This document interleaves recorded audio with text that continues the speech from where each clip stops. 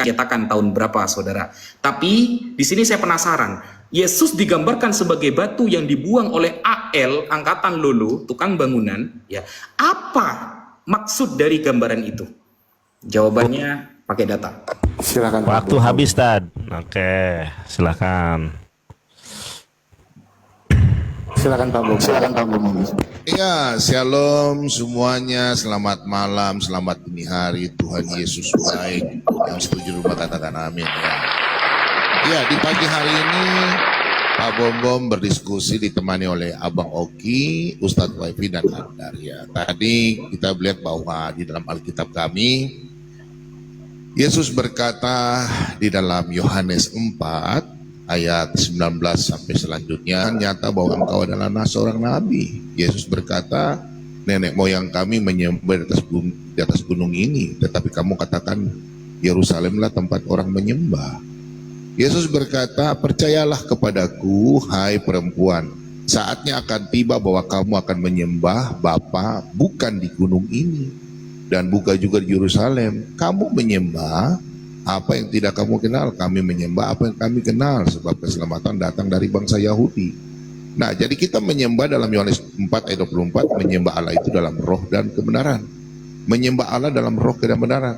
Karena Allah itu adalah roh. Nah, tadi Ustadz Waifi berkata bahwa Yesus adalah batu. Yang digambarkan batu itu adalah, jadi kita harus bisa tahu bahwa budaya orang Yahudi dan di dalam Alkitab itu ada namanya bahasa kiasan, alegoris, ya, metafor. Jadi bukan dikatakan di situ masa batu disalib, kan aneh batu disalib kan? Nah itu, jadi tolonglah cerdas sedikit ya. Orang Yahudi itu kita harus belajar budaya orang Yahudi. Ya, banyak semacam-macam. Jadi Nandar itu memang Nandar ini senyum-senyum Pepso dan ini Nandar sepuh adik satu nih.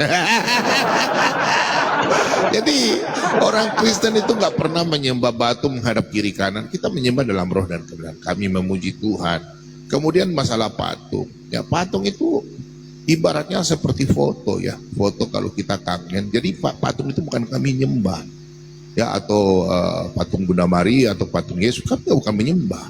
Bukan ya. Jadi seperti kalau di rumah kami ada foto orang tua kami. Oh, ini orang tua kami, contoh bapak saya dan mama saya kan sudah meninggal. Jadi foto itu kita lihat seperti ikon saja. Ya, oh ini orang tua saya pernah lahirkan saya. Supaya anak cucu saya tahu bahwa, oh ini bapak punya mama ya. Nah itu juga. Kalau kita kangen kan lihat foto kadang kita nangis ya. Kita kadang cium, itu foto orang tua. Kita kata kangen. Jadi bukan kita menyembah. Sorry, minta maaf, kita nggak sembah itu ya. Jadi ayat Alkitab sudah sangat jelas ya. Nah pertanyaannya saya sebelum saya lari ke Oki, anak ke Oki sebentar aja Oki.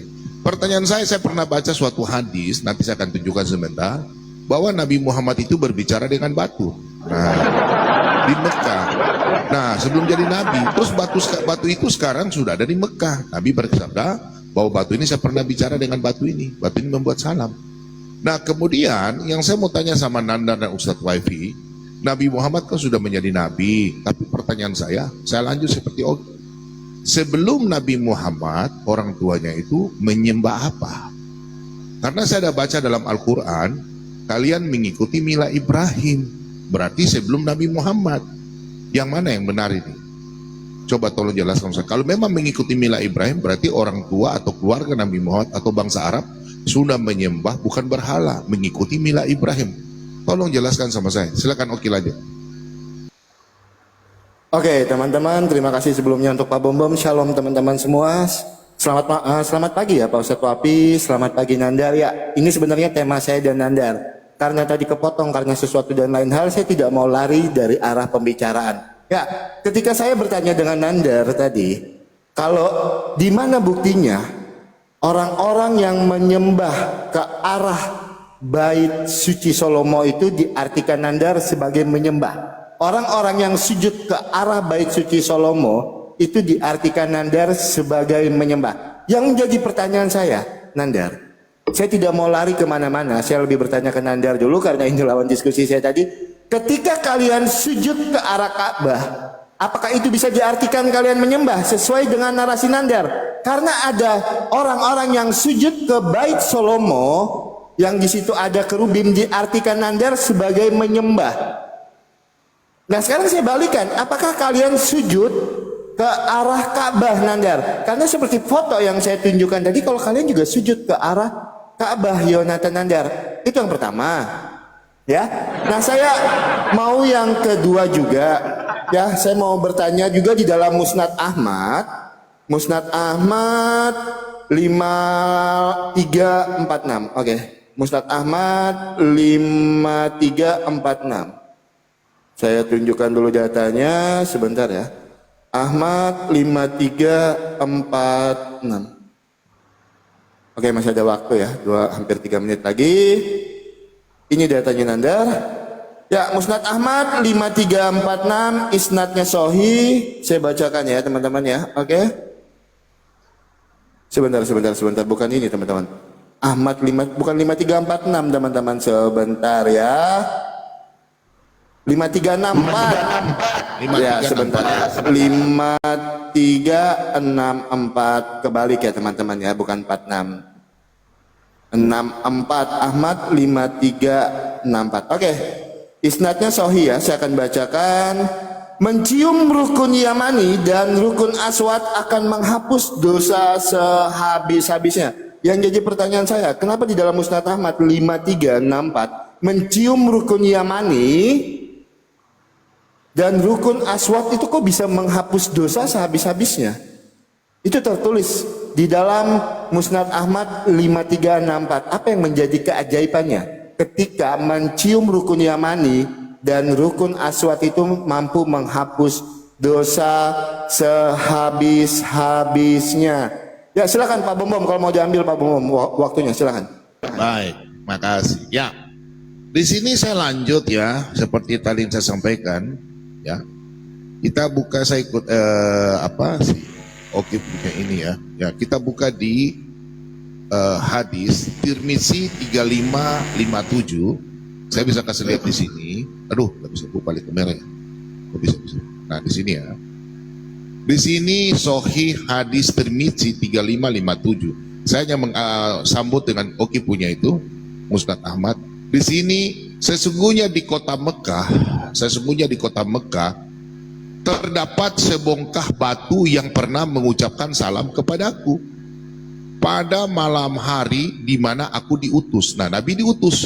Mengetahui tempat dan sifatnya, perawi Abu Isa berkata hadis ini derajatnya hasan sahih gharib.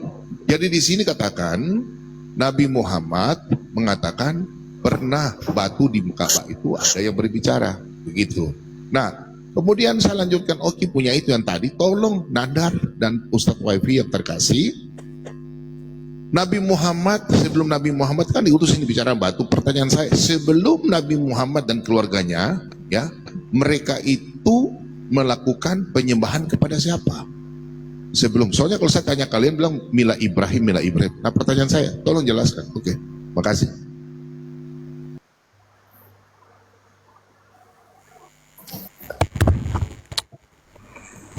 Silakan Ustadz, ini Ustadz semua ini bertanya tentang Islam.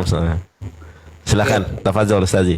Bismillahirrahmanirrahim. Yang pertama, saya jawab yang tentang rukun Yamani ya, ini dalilnya. Kenapa rukun Yamani itu bisa menghapus dosa? Itu sebenarnya wasilah karena Nabi Muhammad pernah melakukannya. Coba sampean buka. Ini hadis Sahih Muslim ya. Ini website yang Mas Oki juga pakai. Sahih Muslim nomor 2224. Ini ya. Dianjurkannya istislam 2 rukun Yamani ketika tawaf dan meninggalkan 2 rukun yang lainnya. Ini hadisnya ya. Jadi Rasulullah juga melakukan rukun Yamani. Jadi begini konsepnya. Itu kan sebagai wasilah. Di sini Rasulullah dulu kan yang melakukan kan.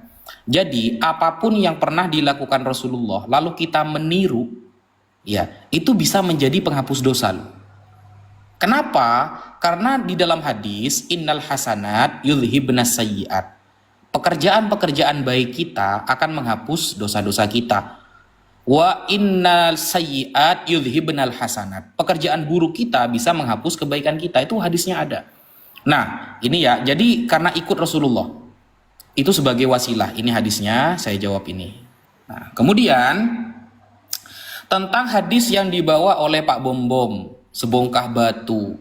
Begini Pak Bombom, kita meyakini bahwa segala sesuatu di dunia ini ya itu sebenarnya hidup. Cuma yang memiliki ruh adalah manusia. Dan jangan heran ketika ada batu, ya ada batu menjadi saksi atas firman. Batu bersalam misalnya, mengucapkan salam. Apakah itu aneh? Ternyata di dalam kitab Pak Bom sendiri ada gitu loh. Ini ya, Pak Bom buka di dalam Yosua 24 ayat ke-26. Yosua 24 ayat ke-26. Apa tertulisnya? Yosua menuliskan semuanya itu di dalam hukum Allah. Lalu ia mengambil batu yang besar dan mendirikannya di sana, di bawah pohon besar, di tempat kudus Tuhan. Ayat 27-nya, kata Yosua kepada seluruh bangsa itu, sesungguhnya batu inilah akan menjadi saksi terhadap kita, sebab telah didengarnya oleh batu itu segala firman Tuhan yang diucapkannya kepada kita. Jeder. Nah kan, segala firman. Jadi batu ini juga bisa merekam segala firman yang kemudian juga menjadi saksi atas apa yang telah diucapkan oleh Tuhan kepada kita. Nah, kalau di kitab jenengan ada, kenapa ribet di kitab kita? Kan begitu Pak Bom. Kenapa ribetnya di kitab kita? Padahal itu ratusan tahun sebelum adanya hadis, sebelum Nabi Muhammad itu lahir. Itu sudah Yeshua seorang nabi. Nabi kan Yeshua kan? Orang keren kan beliau kan? Orang terpilih kan? Punya bangsa dia kan, you understand? Kan gitu. Dia mengatakan bahwa apa yang didengar batu ini, segala firman Tuhan yang diucapkan kepada kita sudah menjadi saksi terekam oleh batu ini. Maka itu bukan hal yang mustahil Pak Bom. Ketika Tuhan saja bisa jadi manusia, apalagi batu mau dijadikan manusia, kan begitu. Kata teman-teman Kristen kan, Tuhan bisa jadi manusia kok. Apalagi cuma batu mau dihidupkan. Kan keren Tuhan kalau bisa seperti itu. Itu kan bukan hal yang hal yang mistis yang tidak bisa dijangkau oleh akal Pak Bom. Apalagi riwayat yang dibaca Pak Bom itu adalah, ini kalau andaikan riwayat itu sahih ya. Ternyata riwayat itu Hasan Sahih Gorib. Pak Bom tidak paham ternyata apa hadis Gorib. Gorib itu hadis yang jarang diketahui Pak Bom. Ya, Gorib itu hadis yang jarang diketahui, asing, gak dijadikan dalil oleh para ulama. Begitu, itu namanya hadis Gorib. Kalau mau dikatakan sahih nih, penangkalnya sudah ada. Monggo Gus, dilanjutkan Gus. Nggak lanjut Tad, sampai saya mah 2,5 aja Tad. Masih ada sisa. Apa lagi tadi? Apa lagi Bom? Udah itu Tad. Oh, udah terjawab semua. Oh, milah. Kata Bang Bom. Jadi begini Pak Bom. Anit tabi' millata Ibrahim hanifa. Itu kan tertulis jelas di dalam Al-Quran. Kita diperintahkan oleh Allah untuk mengikuti milah Abraham. Milah Abraham ini yang bagaimana? Kan begitu. Maka Al-Quran menuliskan di ayat itu hanifa, yang lurus. Makanya Al-Quran di dalam surah Al-Kahfi ayat pertama, apa kata Allah? Alhamdulillahilladzi anzala ala abdihil kitaba wa lam yaj'al lahu iwaja qayyima. Al-Quran yang Allah turunkan ini lurus, hanifa. Maka ketika Nabi Ibrahim diperintahkan sunat, tertulis di dalam surah Al-Baqarah ayat 124. Wa idzi batala Ibrahima rabbuhu bikalimatin fa'atammahun. Ketika Nabi Ibrahim diperintahkan beberapa perintah oleh Allah, beliau langsung menyempurnakannya. Beberapa perintah itu apa saja? Tertulis di dalam tafsir Jalalain, karya Al-Imam As-Suyuti dan Jalaluddin Al-Mahalli. Tafsiran surah Al-Baqarah ayat 124. Salah satu yang diperintahkan itu adalah al-khitan, yaitu bersunat. Kita juga bersunat. Begitu. Monggo, Gus, lanjut. Enggak, lanjut Tad, enggak apa-apa Tad. Nah, masih banyak waktu. Ustadz, tadi mereka bertanya agama orang tua Nabi Muhammad SAW. Lanjut aja Ustadz, pokoknya biar mereka tercerahkan. Nabi Muhammad loh, namanya saja Abdullah. Abdullah itu artinya hamba Allah, ya Islam lah. Gimana sih? Namanya Abdullah. Kecuali namanya Abdu Yesus, berarti. Nah, ini ya. Ini ya. Tafsiran surah Al-Baqarah ayat 124 ini ya. Ini Wa idzibtala Ibrahim rabbuhu bikalimatin fa'atammahun. Beberapa perintah yang langsung Nabi Ibrahim sempurnakan apa saja, salah satunya ini. Ini kelihatan enggak? Al-khitan ini ya, saya kasih garis bawah al-khitan. Yaitu bersunat. Inilah maksud bahwa kita mengikuti Nabi Ibrahim. Begitu. Ini di dalam tafsir Jalalain. Nah, begitu ya. Dan tadi saya sempurnakan lagi jawaban untuk Mas Oki. Jadi begini Mas Oki. Hadis itu innal hasanat yudhibna sayyiat. Kebaikan dapat menghapus dosa. Berarti kan semua apa yang telah dilakukan Nabi seperti sholat. Sholat itu juga menghapus dosa.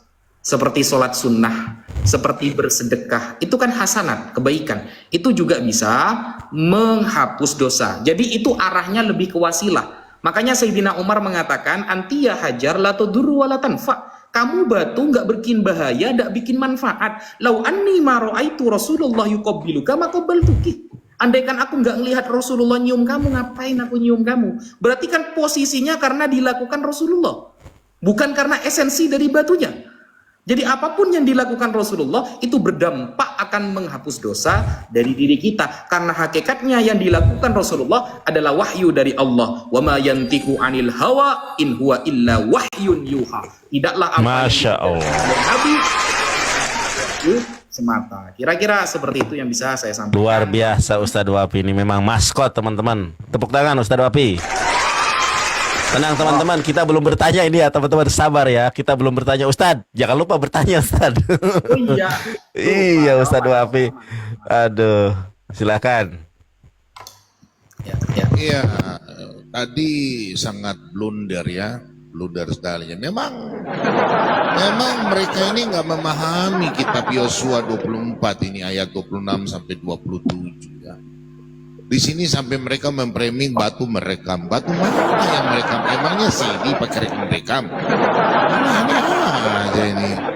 Jadi mereka dari tadi kan saya udah bilang, Israel itu, bangsa Yahudi itu, orang Yahudi itu, Israel itu, bahasanya itu ada alegoris ya. Harus ayat Alkitab diperkuat dengan ayat Alkitab lain dong. Cuma jangan batu begini baca obyo, batu berbicara. Gimana sih aneh-aneh. Tetap akan bertentangan dengan kitab Imamat 26 ayat 1 dan kitab Keluaran 20. Jangan engkau menyembah Tuhan Allahmu membuat patung apapun itu, menyembah batu berukir, sujud menyembah. Baca dong Imamat kitab yang lain, Keluaran yang lain. Masa batu bicara emang boleh batu bicara kan aneh aja. Oke. Saya lanjut dulu ya. Tadi Ustaz bilang itu ya. Kita buka kalau di dalam hadis ya. Tolong dicatat Bapak Nandar. Jangan kok haho saja. Nah, di dalam hadis Muslim 4222 di situ hadis Muslim sahih. Nanda kok dia. Di situ dikatakan batu memberi salam kepada Nabi Muhammad. Pertanyaan saya, itu kiasan atau benar atau apa? Nah, tadi saya bertanya, Ustadz Wafi belum jawab. Tadi dalam surat Haji Al-Haji 22-27 di situ Ibrahim, kalian harus mengikuti mila Ibrahim, harus naik haji. Nah, pertanyaan saya, Nabi sebelum Nabi Muhammad menjadi Nabi, orang-orang tua itu sudah pernah naik haji enggak? Orang tua, kalian bilang, oke, saya jawab. Sekarang saya bantah. Tolong perhatikan ini ya, Nandarko, tolong catat ini baik-baik. Tetap bertentangan dengan ini. Hadis Bukhari 4027. Ya, tolong baca di situ saja ya. Sini kecil jadi, tolong baca ya. Hadis Bukhari 4027, sahih ya. Di sini katakan, karena waktu sedikit, aku mendengar Abu Raja Al-Taridi berkata, dulu sebelum Nabi Muhammad, dulu kami menyembah batu. Kami menyembah batu. Apabila kami mendapatkan batu yang lebih baik, maka kami melemparkannya dan mengambil yang lain. Dan apabila kami tidak menemukan batu, kami mengumpul segenggam tanah. Lalu kami bawakan seekor kambing. Kemudian kami peraskan susu untuknya. Lalu kami tawaf dengannya. Apabila datang bulan Rajab, kami mengatakan tidak ada peperangan. Maka kami tidak memberikan tombak maupun panah yang tajam, kecuali kami cabut dan kami lemparkan sebagai pengagungan terhadap bulan Rajab. Dan aku mendengar Abu Rajab berkata, pada hari Nabi diutus, aku pada waktu itu sebagai seorang anak mengembala unta milik keluargaku. Tatkala kami mendengar Nabi berdakwah, kami lari ke neraka, yaitu ke Muzalama Al-Ghazat. Nah, ini kan sudah sangat jelas. Sebelum Nabi Muhammad jadi Nabi, nah jangan kok ketawa-ketawa Nandar. Ini mana yang benar ini? Mengikut mila Ibrahim, Nabi Muhammad punya orang tua sudah naik haji, seperti surat Al-Haji 27, atau kalian ini ambil batu, sembah batu. Di hadis Bukhari 4027 sahih. Ini kan sangat jelas. Silakan Oki. Oke, pertama-tama aku mau sampaikan dulu sama Nandar. Kenapa Nandar tidak mau menjawab pertanyaan saya, Nandar? Ketika sebelum diskusi ini berlangsung tadi, Nandar bernarasi sujud ke arah Bait Solomo itu sama dengan menyembah. Lah pertanyaan saya, kamu sujud ke arah Ka'bah enggak? Apakah itu bisa diartikan sebagai menyembah juga dengan narasi yang sama yang Nandar bawakan? Itu yang pertama, ya. Yang kedua, teman-teman, aku mau sampaikan ya. Saya ya, ada yang report. aman-aman tap-tap layar aja boleh, Pak Ustadz. Ya. Ya. Ustaz Wafi kena. Yang apa tuh teman-teman? Yang kedua, Pak Ustadz Wafi tadi ketika ditanya Pak Bom, apa agama orang tuanya Nabi Muhammad sebelum Nabi Muhammad menjadi seorang nabi? Pak Abdul Wafi tadi sampaikan namanya kan Abdul, berarti agamanya adalah Islam. Itu yang disampaikan. Pertanyaan saya, kalau memang beragama Islam, kenapa di suatu hadis Muslim 302, sebentar saya tunjukkan datanya. Hadis Muslim 302 derajatnya sahih. Wahai Rasulullah, di manakah bapakku? Beliau menjawab, dia ada dalam neraka. Ketika laki-laki tersebut berlalu pergi, maka beliau memanggilnya. Oke, suara hilang. Sesungguhnya bapakku dan bapamu di dalam neraka. Kenapa kok bapaknya Nabi Muhammad di dalam neraka ketika beliau beragama Islam, seperti yang Pak Ustadz Abdul Wafi sampaikan. Nah, itu yang pertama. Yang kedua, teman-teman, karena masih ada waktu ya. Oke, sedikit waktunya aku minta Pak Bom di dalam Tirmizi 884, hadis Tirmizi 884, saya cuma mau minta penjelasan aja. Rasulullah Shallallahu Alaihi Wasallam bersabda mengenai Hajar Aswad, demi Allah, Allah akan membangkitkannya pada hari kiamat dengan dua mata dan lisan yang dapat berbicara, bersaksi bagi siapa saja yang menyentuhnya dengan benar. Abu Isa berkata, ini merupakan hadis hasan. Ya, silakan nanti saya cuma minta penjelasan dari Tirmizi 884 dan hadis Muslim 302. Dan poin saya ke Nandar, apakah kalian sujud menyembah ke arah sujud ke arah Ka'bah itu bisa diartikan menyembah? Karena Nandar tadi mengartikan sujud ke arah Bait Solomo itu dengan arti menyembah. Nandar tolong nanti jawab ya. Silakan Pak Bom, masih ada waktu kalau mau dipakai Pak Bom. Silakan. Baik ya, jadi di dalam Alkitab kami segala tulisan yang diilhamkan Allah memang bermanfaat untuk mengajar dan mendidik orang dalam kebenaran. Kami orang Kristen tidak pernah namanya mau satu ayat, enggak. Di dalam kitab Ulangan 19 ayat 15, 2-3 perkara saksi sah. Jadi bukan kita baca kitab Yosua 24 ayat 26 langsung oh begini, oh batu begini, nggak bisa. Kita harus berkuat dengan dua ayat. Yang pertama Keluaran 20 ya, ayat yang keempat dan selanjutnya. Imamat 26 ayat 1. Saya pikir sudah clear ya. Jadi Alkitab itu nggak bisa baca, oh jadi begini, enggak. Alkitab itu ada alegoris, metafor, kiasan, ya. Jadi gitu. Saya pikir nggak terlalu banyak saya mau sampaikan. Tolong ya, karena saya baca dalam surat Al-Quran 22-27, Nabi Ibrahim sudah akan menunggu orang datang-datang naik haji, ya, dengan unta kurus. Nah itu pertanyaan saya. Nah, jadi Anda mengatakan sebelum Nabi Muhammad sudah Islam, Abdullah, berarti Muslim. Pertanyaan saya tadi, hadis hadis Bukhari 4027 terus ditambah dengan Oki hadis Muslim 302 dengan Tirmizi 884 itu sangat dekat itu. Coba tolong Pak ini. Oke, saya pikir itu saja. Waktu dan tempat silakan sampean jelaskan. Makasih.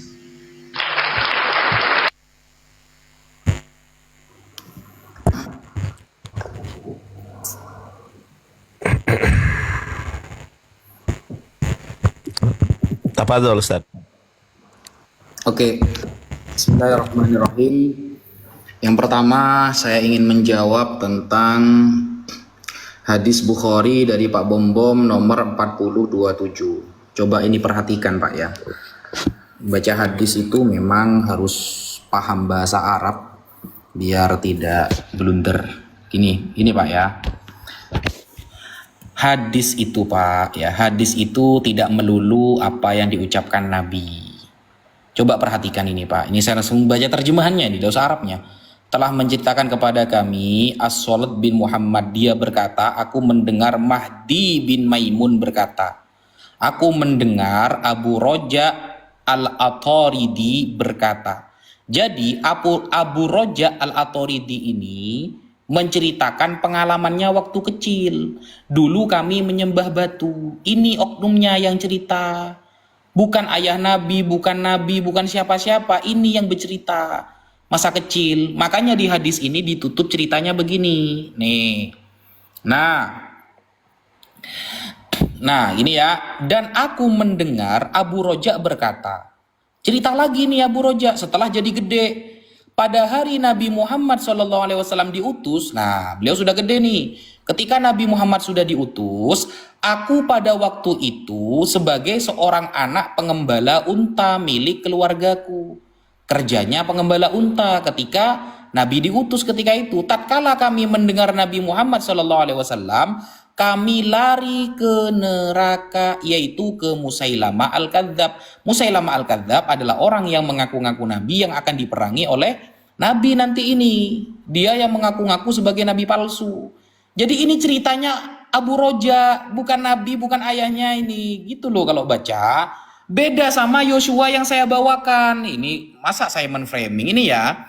Coba perhatikan kalimatnya itu. Nah, kata Yosua kepada seluruh bangsa itu, yang ngomong ini kan Mas Yosua.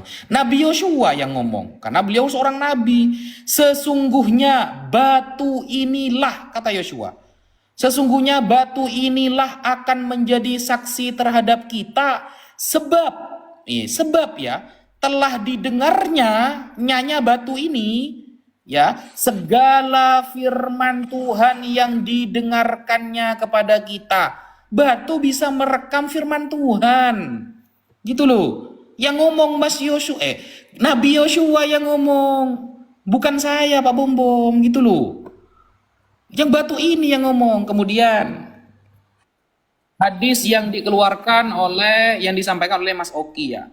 Inna abi wa abaka finnaru, katanya agamanya Islam. Kenapa ada keterangan hadis ayahku dan ayahmu di neraka, kata Nabi. Ingat ya, hadis itu yang dipahami ayah kan terjemahannya Mas Oki. Nah, lafadz Arabnya kan menggunakan kata abun Mas Oki. Nah, hadis itu tidak dipakai Mas Oki. Kenapa? Begini, akan menentang Al-Quran nanti.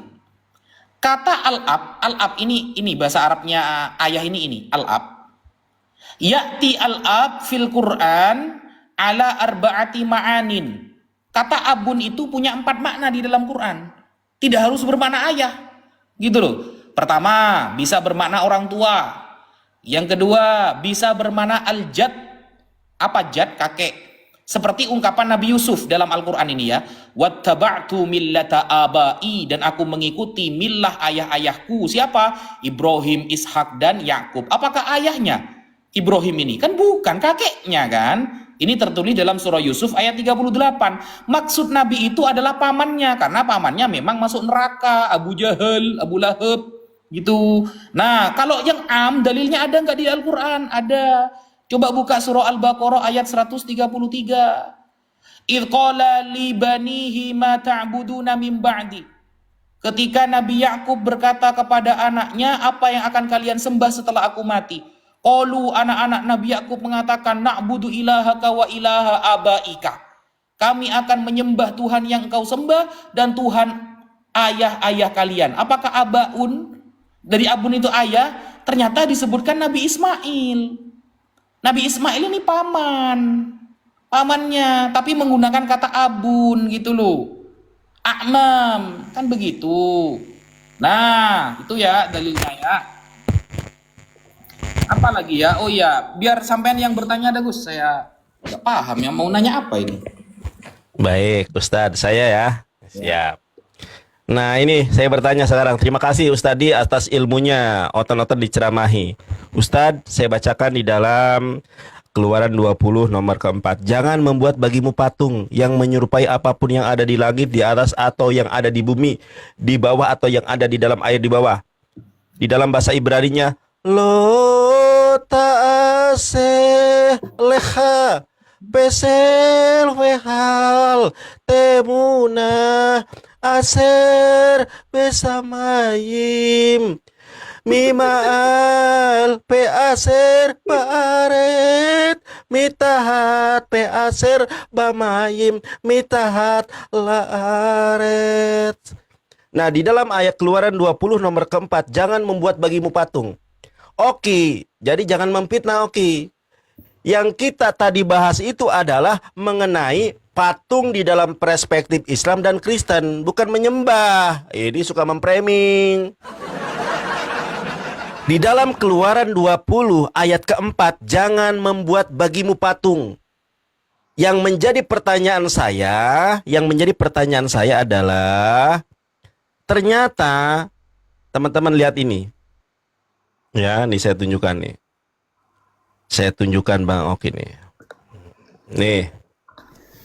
Pak Bom Bom, ini namanya Bait Solomo, atau dalam bahasa Inggrisnya Solomon's Temple. Nah, ternyata di dalam Solomon's Temple ini adalah patung kerubim. Ini nih, singa berkepala manusia, berkepala kerbau, berkepala Garuda atau Raja Wali. Nih. Ini namanya kerubim. Di dalam Keluaran 20 ayat keempat, jangan membuat bagimu patung. Kenapa? Di dalam bait Salomo atau bait teosnya orang Kristen, kenapa ada patung singa? Ini loh patung singa. Bahkan kalau kita cari literasi yang lebih jelas, yang lebih lengkap, bagaimana bentuk kerubim itu? Ini bentuk kerubim. Dalam bahasa Inggrisnya, what does kerubim look? Nah kan? Seperti ini. Ada kepala singa, ada kepala kerbau, ada kepala Raja Wali. Nah, itu yang harus disanggah dan harus ditanggapi. Oh iya Gus, Kenapa? tadi pertanyaan saya di awal gak dijawab loh. Oh iya, Penggambaran Yesus sebagai batu. Itu dalam ilmu sastra itu apa maksudnya? Belum Penyamaan. dijawab. Pak Bom Bom sama Bang Oki belum dijawab. Kata batu di dalam perjanjian baru yang ditujukan kepada Yesus adalah batu. Dalam bahasa sastranya itu apa? Apa? Ya, Menunjuk Ustaz. kemana apa itu namanya? Gitu loh. Belum dijawab. Tuh, 2 nih. Jeder, ini baru kita bertanya, Tad. Aduh. Nah, bingung Silakan, Pak mereka Bom. nanti. Pak Bom Bom belum ada suara. Dibuka mikrofonnya. Tapi ini nggak pikir kita mungkin nggak sekolah bahasa Indonesia apa ya? Ya.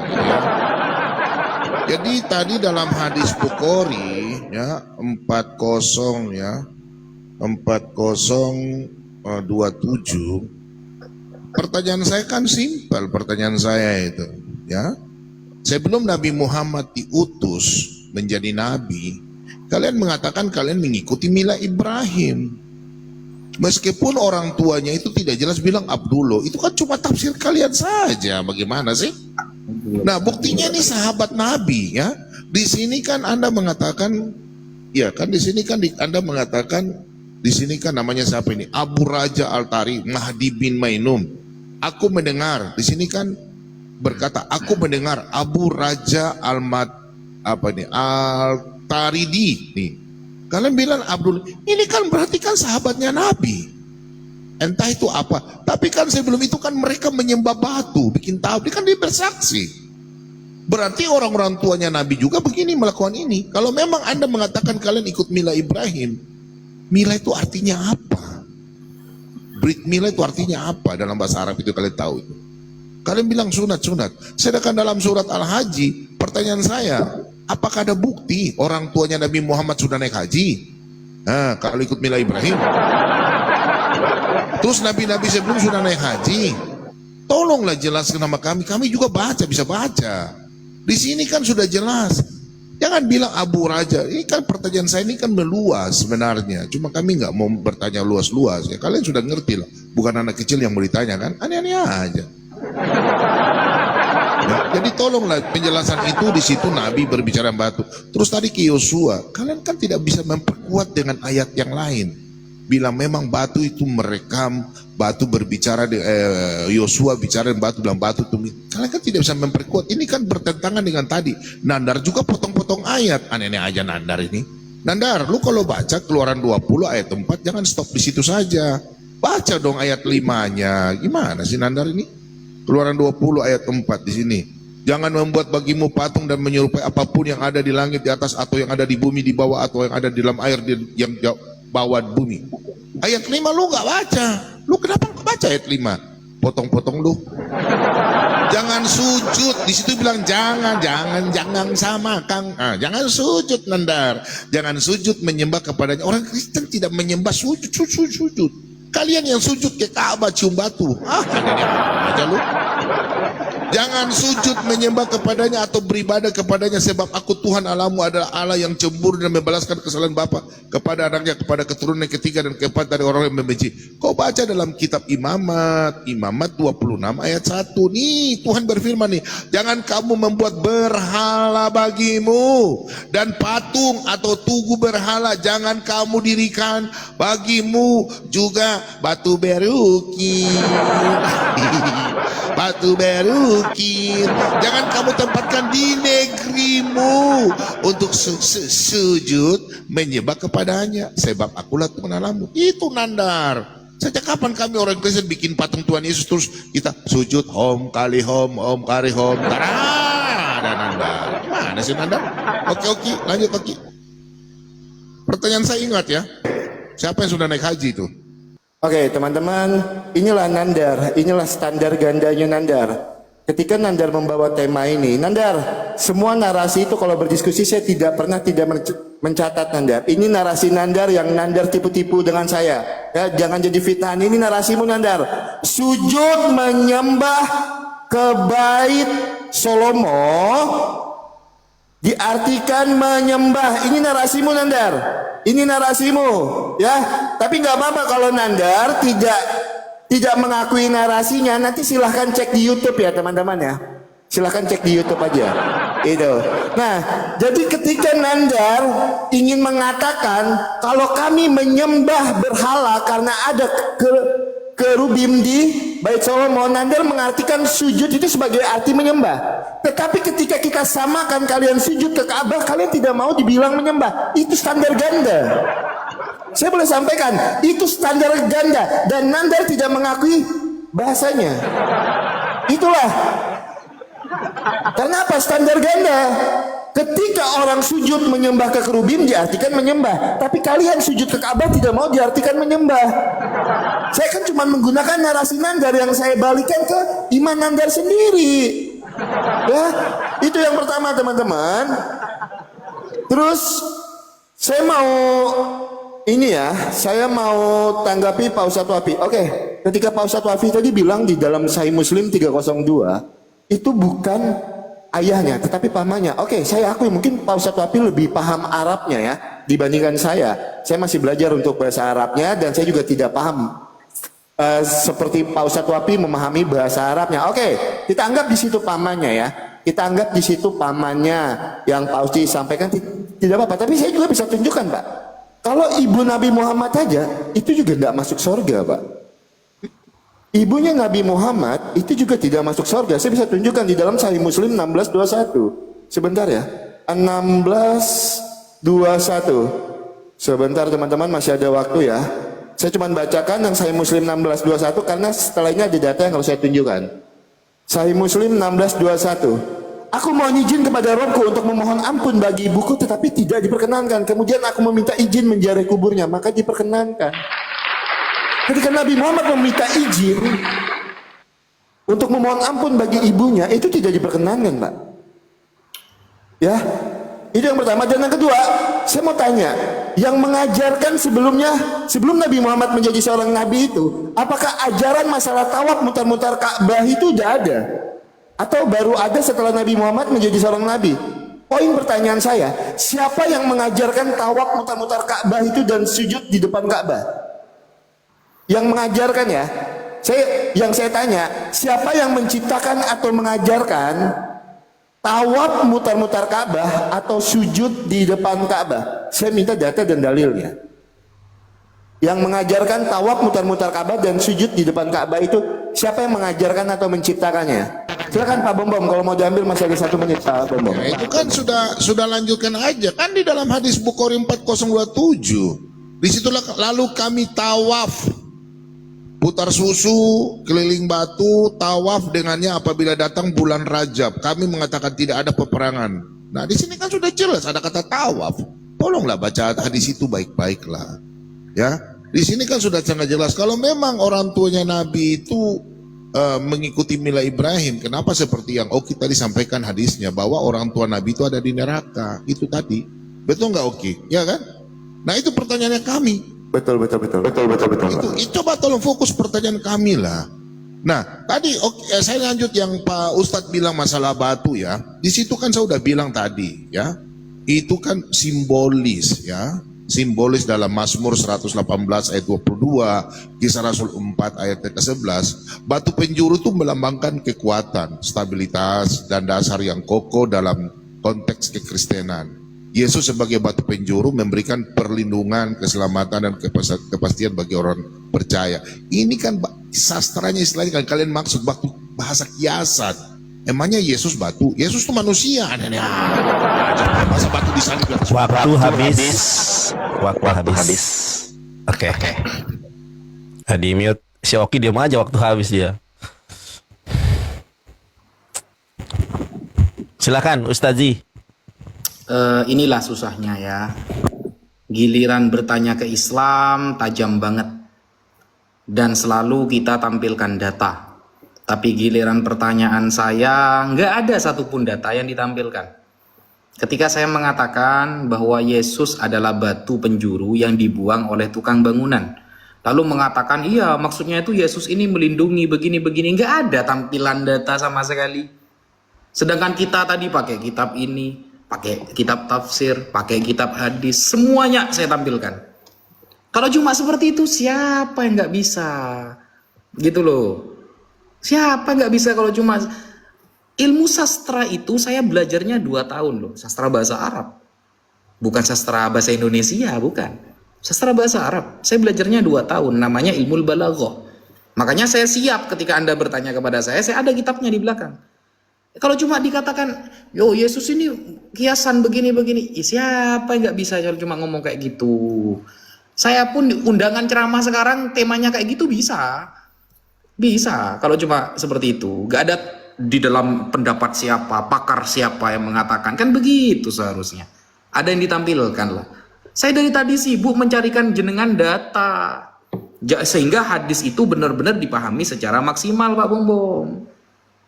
Malah saya kasih air susu, Pak Bombong ke saya malah dikasih air arak sayanya.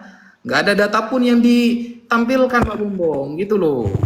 Masalah ibu Nabi misalnya. Jadi begini, di dalam ilmu hadis itu ada teori nasakh ya. Penasahan sebuah hadis yang sudah nggak dipakai. Orang tua Nabi ketika tidak boleh diziarahi ibunya maksudnya ya oleh Nabi Muhammad SAW itu tidak menunjukkan ibu Nabi itu adalah ahli neraka sebagai status kafir, enggak. Karena begini, ini kalau saya jelaskan panjang sebenarnya, tapi rugi saya nampilin data ini rugi karena jawaban saya pun nggak ada data yang ditampilkan gitu loh. Jadi gini, Nabi Isa dan Nabi Muhammad itu terpaut ratusan tahun. Nah, ketika terpaut ratusan tahun itu namanya ada masa fatroh. Sampai buka nanti ya, apa sih masa fatroh itu? Buka di Google boleh lah, karena keterangannya akan sama nanti. Masa fatroh. Masa fatroh itu masa kekosongan Nabi. Gak ada Nabi, gak ada orang yang bisa didakwahi. Gak ada orang yang muncul di sana sebagai Nabi, sedangkan dia hanya mendengar sedikit dari cerita-cerita Nabi Isa dulu. Nah, jarak Nabi Isa dengan Nabi Muhammad kan jauh ratusan tahun. Sehingga orang-orang yang tidak kesampaian dakwah Nabi ini, sedangkan yang ke Mekah itu bukan Nabi Isa. Nabi Isa ada di tanah Syam, jauh, bukan di Mekah. Yang di Mekah terakhir kali kan Nabi Ibrahim tuh sama Nabi Ismail yang pernah sampai ke sana. Nah, karena dakwah ini sudah ribuan tahun, ratusan tahun, maka orang-orang itu sulit mendengarkan secara maksimal. Itu namanya masa fatrah. Lah, kalau masa fatrah, maka jelas mereka memang nggak boleh diziarahi karena mereka sudah dapat jaminan surga.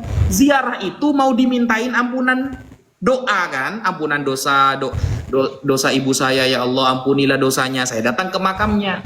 Kalau sudah dijamin masuk surga, ngapain didatangi ke makamnya? Apakah ada dalil yang saya terangkan seperti ini? Ada, ini ya, saya buka. Ini coba sampean buka di dalam surah Al-Isra ayat 15. Al-Isra ayat 15. Wa ma kunna mu'adzibin hatta nab'atha rasula. Surah Al-Isra ayat 15. Kita tidak akan mengazab seseorang sampai ada utusan datang ke dia. Itu bahasanya ya.